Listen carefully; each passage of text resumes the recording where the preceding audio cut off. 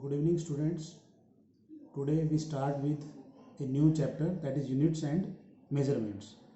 All of you know that observations and measurement is the backbone of physics. For example, if I am throwing a ball upwards, okay, due to gravity, it comes back. Then how much time it take to come to the earth? What is its velocity?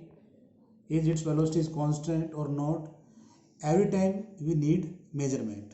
Similarly, suppose if a person is suffering from fever, okay, हमें फिर वापस से किसकी ज़रूरत है? Temperature measurement की ज़रूरत है. It means one thing is also clear. Suppose if I am writing the temperature of the person is 98 degree, okay, Fahrenheit, it means I know the quantity. Suppose I am measuring length of a given road and I am writing length equals to 4 meter, तो I am writing something ना, तो इसका मतलब मुझे उस physical quantity का knowledge है. तो इसलिए मेजरमेंट बहुत ही ज़रूरी है किसी भी फिजिकल क्वांटिटी को एक्सप्रेस करने के लिए. Clear? Now what do mean by physical quantity? तो we are saying physical quantity is used to express observations and measurements, and it follow the law of physics. For example, mass, length, time, force, velocity, linear momentum, all are the physical quantities. Now how we measure? Measuring is basically a measuring process is a comparing process. For example, this is a road AB. I want to measure its length. I have to use a scale of 1 meter. I write 1 meter, 1 meter, 1 meter. What is the length? AB equals to 3 meter. This is the length of AB road. It means I can write Q equals to NU. What is Q? It is a physical quantity. What is N? Its numeric value. What is U? Unit.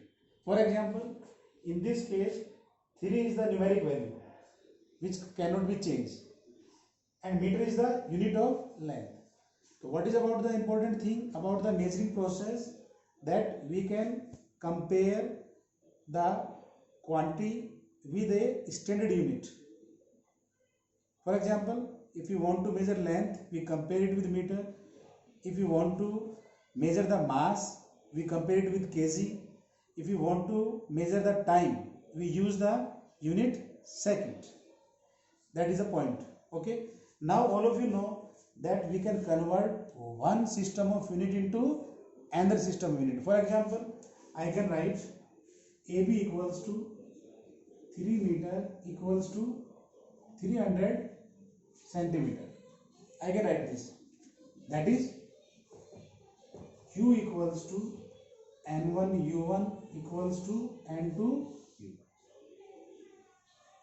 In this way, we can convert one system of unit into another system of unit. But the value remains same. 3 equals to 300.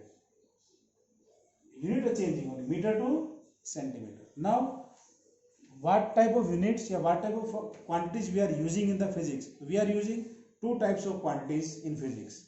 One is your fundamental, second is your derived quantities.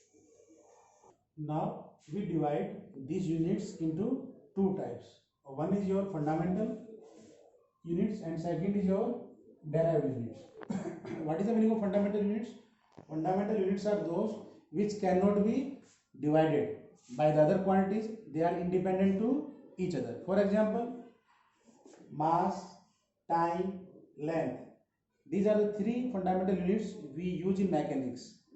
Overall, there are 7 fundamental units in physics, but these three, mass, time, length, are used in mechanics. And overall, we use mass, time, length, temperature. What is the unit of temperature? Kelvin.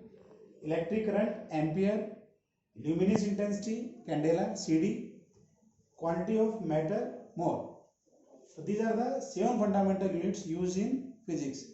Okay. Now what is the meaning of derived units? तो derived units are those which can be obtained from the fundamental units, जिनको अपन fundamental से ले सकते हैं, they are called fundamental units.